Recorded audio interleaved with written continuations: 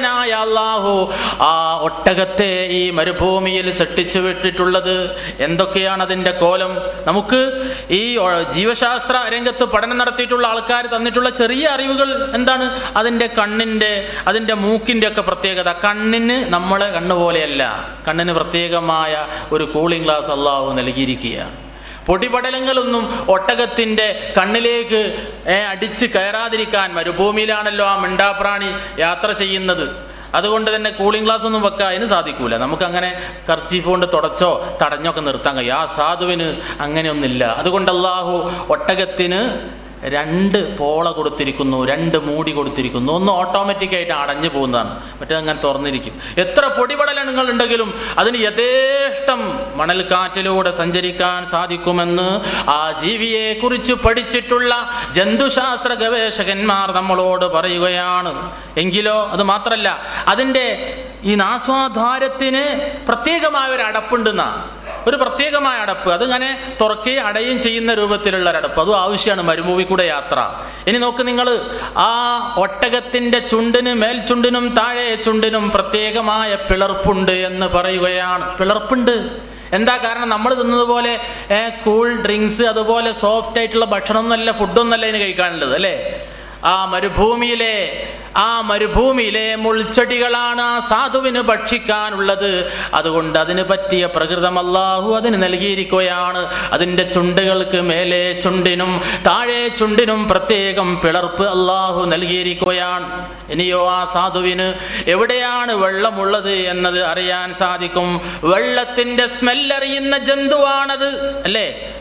ഇപ്പം നമ്മൾ ഏതാണ്ട് ഇങ്ങനെ നല്ല വെയിൽ കൂടിയാണെങ്കിൽ വെള്ളത്തിൻ്റെ സ്മെല്ല് ഇങ്ങനെ അന്വേഷിക്കുന്ന ആൾക്കാരെ നമ്മൾ ഹൗദിൽ ഇങ്ങനെ വെള്ളം ഇങ്ങനെ നിറഞ്ഞിക്കുന്നുണ്ടാൽ ഇടിച്ചുടാൻ തോന്നുന്ന ഒരു സമയമാണല്ലോ. എന്ന് പറഞ്ഞാൽ ഇപ്പോൾ മഴ കൊണ്ട് അത് ഉണ്ടാവില്ല, എന്നാലും ഒരു 2-3 ദിവസം വെയിലുണ്ട് അടച്ചു നോക്കണം, അതിൻ്റെ അവസ്ഥ അറിയുന്നുണ്ട്. ഈ വെള്ളത്തിൻ്റെ സ്മെല്ലറിഞ്ഞ ജന്തുവാണ് ഒട്ടകം എന്ന് നിങ്ങൾ മനസ്സിലാക്കണം. ആഴ്ചകളോളം ഭക്ഷണമില്ലാതെ, വെള്ളമില്ലാതെ ആ വെള്ളം തൻ്റെ ശരീരത്തിൽ സ്റ്റോർ ചെയ്ത് പാത്ത് വെച്ച് മുന്നോട്ട് പോവാൻ സാധിക്കും. മൈലുകൾക്കപ്പുറത്ത് വെള്ളമുണ്ടെങ്കിൽ ആ വെള്ളം തേടിപ്പിടിച്ച് തൻ്റെ യജമാനന് കൂടി എത്തിച്ചു കൊടുക്കാൻ ആ മിണ്ടാ പ്രാണിക്ക് സാധിക്കുന്നതാണ്. ഞാൻ റോഡ് ടു മക്ക എന്ന പുസ്തകത്തിലാണോ, എൻ്റെ ഓർമ്മ ശരിയല്ല, എവിടെയൊന്ന് ഞാൻ വായിച്ചു. യാത്രയിൽ മരുഭൂമിയിൽ പണ്ട് വെള്ളം അന്വേഷിക്കാൻ വേണ്ടി ഒട്ടകങ്ങളെ ഉപയോഗപ്പെടുത്താറുണ്ടായിരുന്നു എന്ന്. നോക്ക് നിങ്ങൾ, അങ്ങനെ അത് തന്നെ പറഞ്ഞാൽ തീരൂല. അങ്ങനെ ഒരുപാട് അഫലാ യൻദുറൂന ഇലൽ ഇബ്ലി കൈഫ ഖുലിഖത് വഇലസ് സമാഇ കൈഫ റുഫിഅത് വഇലൽ ജിബാലി കൈഫ നുസിബത് വഇലൽ അർളി കൈഫ സുതിഹത്. എല്ലാം നിങ്ങൾക്ക് ഞാൻ വിട്ടുതരികയാണ്. ഞാൻ അതിനെക്കുറിച്ചൊന്നും പറഞ്ഞിട്ട് നിങ്ങളുടെ അറിവിനെ ഞാൻ എന്ത് ചെയ്യുന്നില്ല, അതിനെ ചോദ്യം ചെയ്യുന്നില്ല. നിങ്ങൾ പഠിക്കുക സഹോദരന്മാരെ. എങ്കിൽ നമ്മൾ കുടിച്ചുകൊണ്ടിരിക്കുന്ന പാല്, ആ പാല് ഏറെയും ഉൽപ്പാദിപ്പിക്കപ്പെടുന്നത് ഈ പരിശുദ്ധ ഖുർആൻ നമ്മൾക്ക് ഓതി തന്നിട്ടുള്ള പ്രവാചകനെ കുറ്റപ്പെടുത്തി ആ പ്രവാചകന്റെ തലയിൽ ബോംബിന്റെ തൊപ്പി വെച്ചുകൊണ്ട് ആ റസൂലുള്ളാന്റെ കയ്യിൽ കടാരി പിടിപ്പിച്ചുകൊണ്ട് കാർട്ടൂൺ രചിച്ചിട്ടുള്ള ഡെൻമാർക്കിലാണ് ആ അനുഗ്രഹം ഏറെയും ഉള്ളത് എന്നാണ് പറയപ്പെടുന്നത്. ഡാനിഷ് പത്രത്തിൽ വന്ന ആ ഒരു സംഭവം നമുക്കൊക്കെ അറിയാം. അള്ളാഹുവിൻ്റെ പ്രവാചകനെ കുറിച്ച് വളരെ അവഹേളിച്ചുകൊണ്ട് സംസാരിച്ചല്ലോ, അല്ലെങ്കിൽ കാർട്ടൂൺ ചിത്രീകരിച്ചല്ലോ. അവിടെയാണ് ഏറെയും പാൽ ഉൽപ്പാദിപ്പിക്കപ്പെടുന്നത് എന്ന് പറയപ്പെടും. ഞാൻ പറയുന്നത് പാലിനെ കുറിച്ചാണ്. ഒരു സൂചന മാത്രം, ഖുർആൻ ഓതിപ്പോകുക മാത്രമേ ചെയ്യുന്നുള്ളൂ. നമ്മൾ കുടിച്ചുകൊണ്ടിരിക്കുന്ന, നമ്മൾ ഉപയോഗിച്ചു കൊണ്ടിരിക്കുന്ന പാല് എവിടെ നിന്നാണ് കടന്നു വരുന്നത് എന്ന് പോലും നമ്മൾ ചിന്തിക്കുന്നില്ല. അത് പശുവിനെ കറക്കുന്നു, എരുമയെ കറക്കുന്നു, ആടിനെ കറക്കുന്നു എന്ന് നമ്മൾക്ക് പറയാം. വഇന്നലകും ഫിൽ അൻആമി ലഇബ്റതൻ നുസ്ഖീകും മിമ്മാ ഫീ ബുതൂനിഹി മിൻ ബൈനി ഫർസിൻ വദമിൻ ലബനാ من بين فرث ودم لبنا خالصا سائغا للشاربين. സഹോദരന്മാരെ, നിങ്ങൾ ഉപയോഗിച്ചു കൊണ്ടിരിക്കുന്ന കന്നുകാലികളിൽ നിങ്ങൾക്ക് വേണ്ടത്ര ഗുണപാഠമുണ്ട് എന്നാ പറയുന്നത്. ആലയിൽ കെട്ടിയിട്ടുള്ള പശുവിനെ നോക്കിയിട്ട് ആ പാല് കറക്കുമ്പോൾ സഹോദരന് അള്ളാഹുവിലേക്ക് മടങ്ങാം, അവൻ്റെ പരിശുദ്ധ ഖുർആനിലേക്ക് മടങ്ങാം, അല്ലേ? ആടുമാടുകളെ മേച്ചു നടക്കുന്ന ഒരു മനുഷ്യന് അതിൻ്റെ പാല് കറന്നു കൊണ്ടുപോയി വിറ്റിട്ട് ആ പാല് കുടിച്ച് ജീവിക്കുന്ന ഒരു സാധാരണക്കാരന് പോലും അള്ളാഹുവിലേക്ക് മടങ്ങാൻ പറ്റിയ തെളിവുകളെല്ലാറ്റിലും അള്ളാഹു സന്നിവേശിപ്പിച്ച് വെച്ചിരിക്കുകയാണ്, അള്ളാഹു ഇറക്കി വെച്ചിരിക്കുകയാണ്. നിങ്ങൾ കുടിച്ചുകൊണ്ടിരിക്കുന്ന പാല് കടന്നു വരുന്നത് മിംബൈനി ഫർസിൻ വദമിൻ, ആ ജന്തുവിൻ്റെ ആ നാൽക്കാലിയുടെ ചാണകമാകുന്ന കാഷ്ടത്തിൻ്റെയും സിരകളിൽ ഓടിക്കൊണ്ടിരിക്കുന്ന രക്തത്തിൻ്റെയും ഇടയിലൂടെ ഒരു ചാലുണ്ട് എന്ന് അല്ലാഹു റബ്ബുൽ ഇസ്സത്ത് അഷ്റഫുൽ ഖൽഖ് റസൂലുള്ളാഹി സ്വല്ലല്ലാഹു അലൈഹി വസല്ലമയിലൂടെ നമ്മളെ കേൾപ്പിച്ചിരിക്കുകയാണ്. ആ ചാലിലൂടെയാട്ടോ ഈ പാല് കടന്നു വരുന്നത് അല്ലേ? അല്ലാതെ വെറുപ്പ് തോന്നും കേട്ടാൽ. രക്തത്തിൻ്റെയും ചാണകത്തിൻ്റെയും നടുവിലൂടെയാണ്, അതിൻ്റെ ഇടയിലൂടെയാണ് ആ പാല് കടന്നു വരുന്നത്. വളരെ ഖാലിസായി സായിയായി സ്വച്ഛന്തമായി നിങ്ങൾക്ക് കുടിക്കാൻ പറ്റിയ പാല്.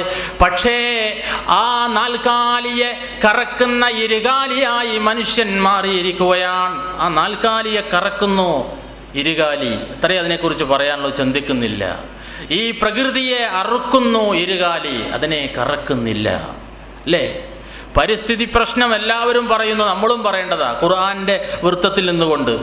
ഈ പരിസ്ഥിതിക്ക്, നമ്മൾ ജീവിക്കുന്ന ഈ ഭൂമിക്ക് പ്രഹരമേൽപ്പിച്ചുകൊണ്ട് നമ്മൾ ഈ അത്യാർത്തിയോടുകൂടി മുന്നോട്ട് പോകുമ്പോൾ നമ്മൾ അള്ളാഹുവിൻ്റെ ഈ ഭൂമിയെ അറുക്കുകയാണ് ചെയ്യുന്നത്. നമ്മൾ ചിന്തിക്കുന്നില്ല, ഖുർആനിലേക്ക് നമ്മൾ വരുന്നില്ല.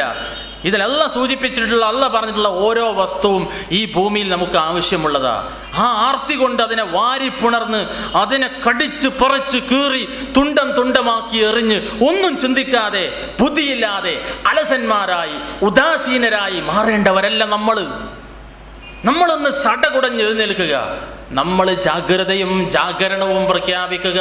അതൊക്കെ ഖുർആനിലൂടെ സാധിക്കൂ. ഖുർആൻ അറിഞ്ഞാലേ സാധിക്കൂ. ഞാൻ അതിനാണ് അങ്ങനെ തന്നെ ഒക്കെ പറഞ്ഞത്, വിഷയം മാറിപ്പോകാൻ വേണ്ടി പറഞ്ഞതല്ല സഹോദരന്മാരെ.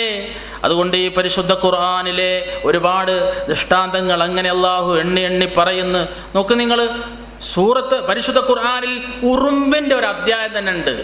തേനീച്ചയെക്കുറിച്ച് നഹ്ല് നംല് എന്നൊക്കെ പറഞ്ഞ അധ്യായം തന്നെ അള്ളാഹു കൊടുത്തിരിക്കുന്നു.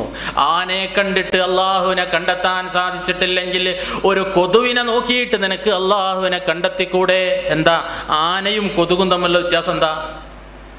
എന്തൊക്കെയോ വ്യത്യാസമല്ല, എന്തൊക്കെയോ ചേർച്ചുണ്ട് അല്ലേ?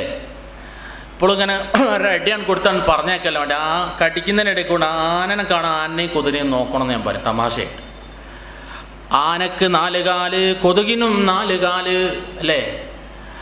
ആനക്ക് ഒരു തുമ്പിക്കൈ, കൊതുകിനും ഒരു തുമ്പിക്കൈ. ആന വെള്ളമെടുക്കുന്നത് തുമ്പിക്കൈ കൊണ്ടാണെങ്കിൽ കൊതുക് നിങ്ങളുടെ രക്തം സ്വീകരിക്കുന്നത് ആ തുമ്പിക്കൈയിലൂടെയാണ്. ഞാനത് പഠിച്ച് വല്ലോതുകൊണ്ട് അവതരിപ്പിച്ചല്ല, എനിക്ക് തോന്നിയൊരു ചിന്ത പറഞ്ഞ. ആനയും കൊതുകിനെ കണ്ടിട്ടാണോ ആനനെ പഠിച്ചത്? ആനൻ്റെ ഷേപ്പിൽ നിന്നാണോ കൊതുകിനെ പഠിച്ചത്? നമ്മൾ മാങ്ങയാണോ ആദ്യം ഉണ്ടായത്, അണ്ടിയാണോ ആദ്യം ഉണ്ടായതെന്ന് ചോദിച്ചിട്ട് ഭയങ്കരമായിട്ട് ചിന്തിക്കുന്ന ആൾക്കാർ. എന്നാ മാങ്ങയാണ് ആദ്യം ഉണ്ടായത്, ഞാനാണ് പറഞ്ഞേക്കുക. ചില ആൾക്കാരൊക്കെ ചോദിക്കുന്നില്ല, അങ്ങനെ മാങ്ങന്നെ ആദ്യം ഉണ്ടായത്. അള്ളാഹു എല്ലാം നിർമ്മിച്ചു. അപ്പൊ എല്ലാം നിർമ്മിക്കുന്നത് എല്ലാറ്റിൻ്റെയും സ്വരൂപത്തെയാണ്. എല്ലാറ്റിൻ്റെയും സ്വരൂപത്തെയാണ് അള്ളാഹു സൃഷ്ടിച്ചത്. അതുകൊണ്ട് സംശയിക്കണ്ട, മാങ്ങ തന്നെയാണ് അള്ളാഹു ആദ്യം സൃഷ്ടിച്ചത്. അതിൻ്റെ ഉള്ളിൽ അണ്ടിയെയും അന്ന് തന്നെ അള്ളാഹു സൃഷ്ടിച്ചിട്ടുണ്ട്. അതുകൊണ്ട് കൊതുകിനെയും ആനയെയും വെച്ചുകൊണ്ട് നാം ചിന്തിക്കണം. കൊതുകും ആനയും വലിയതിനെ കണ്ടിട്ട് ചിന്തിക്കാത്ത പൊട്ടന്മാർക്ക് ചെറിയതിനെ കണ്ടിട്ട് ചിന്തിക്കാമല്ലോ എന്ന് വിചാരിച്ചിട്ടാണ് അള്ളാഹു കൊതുകിനെ ആ ഒരു ഷേപ്പ് കൊടുത്തിട്ടുള്ളത്. ഒരു കൊതുകിനെ ഉദാഹരിക്കാൻ എനിക്ക് ലജ്ജയില്ല കേട്ടോ എന്ന് പരിശുദ്ധ ഖുർആൻ പറഞ്ഞപ്പോൾ എന്താ മൗലവി ഈ കൊതുകിനെ പറ്റി പറയുന്നത്? ഈ കൊതുകിനെ പറ്റി അപ്പൊ പറയുന്നത് നമുക്ക് തോന്നിയിട്ടുണ്ടാവും. അള്ളാഹ്ക്കൊരു ലജ്ജയില്ല. അള്ളാഹുവിന്റെ ദൃഷ്ടാന്തം തന്നെയാണ് കൊതുക്. ഇനി ഒരു ഉറുമ്പോ, ആ ഉറുമ്പിനെ കാണുമ്പോൾ നമ്മൾ ചിന്തിക്കാറുണ്ടോ എന്താ ഉറുമ്പിന് വലിയ അത്ഭുതം? ഉറുമ്പിന് പല ജാതി അത്ഭുതങ്ങളും. അതിലൊന്ന് 2 മാത്രം ഞാൻ പറയാം, എനിക്ക് വ്യക്തമായി മനസ്സിലായത് മാത്രം. അല്ലാത്തിനെ കുറിച്ച് ഞാൻ പറയാൻ അർഹനല്ലല്ലോ. ഉറുമ്പ് അതിൻ്റെ ഏതാണ്ട് 50 ഇരട്ടി ഭാരം. ഇത് ഖുർആൻ പറഞ്ഞതുകൊണ്ടാട്ടോ, ഖുർആൻ അറിയാൻ വേണ്ടി. ഞാൻ വേറൊരു ശാസ്ത്രീയ വിഷയം അവതരിപ്പിക്കല്ല.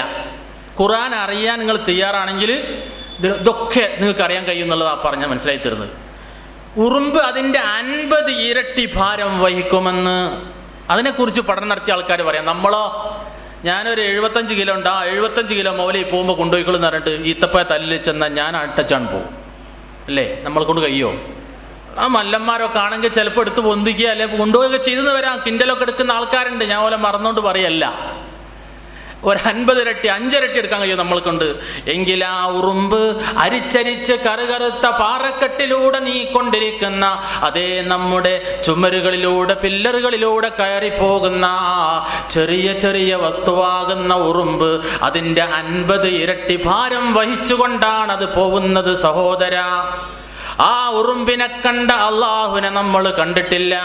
ആ ഉറുമ്പിന്റെ അനക്കമറിഞ്ഞ അള്ളാഹുവിനെ നമ്മൾ അറിഞ്ഞിട്ടില്ല. ആ ഉറുമ്പിന്റെ ശബ്ദം കേട്ടിട്ടുള്ള അള്ളാഹുവിനെ നമ്മൾ കണ്ടിട്ടില്ല. അള്ളാഹുവിന്റെ സംസാരവും നമ്മൾ കേട്ടിട്ടില്ല. നമ്മൾ ബന്ധിക്കുക, ഈ ഖുർആനിലേക്ക് വരിക. സഹോദരന്മാരെ, ഞാൻ ചോദിക്കട്ടെ നിങ്ങളോട്, നമ്മൾ ചായ കുടിച്ചിട്ട് ഗ്ലാസ് അവിടെ വെച്ചു. ഗ്ലാസിന്റെ അടിയിൽ അല്പം പഞ്ചസാര അവസാനിച്ച് ഊറി നിൽക്കുന്നതുണ്ട്. ആ പഞ്ചസാരയിലും ആ ഗ്ലാസ്സിനും ചിലപ്പോൾ ഒരു 2 മണിക്കൂർ കഴിഞ്ഞ് നമ്മൾ വന്നു നോക്കിയാൽ ഒരുപാട് ഉറുമ്പുകൾ കാണാം. നിങ്ങളൊക്കെ ഇവിടെ വന്നത് അബ്ദുൽ അസീസ് സലാഹിന്റെ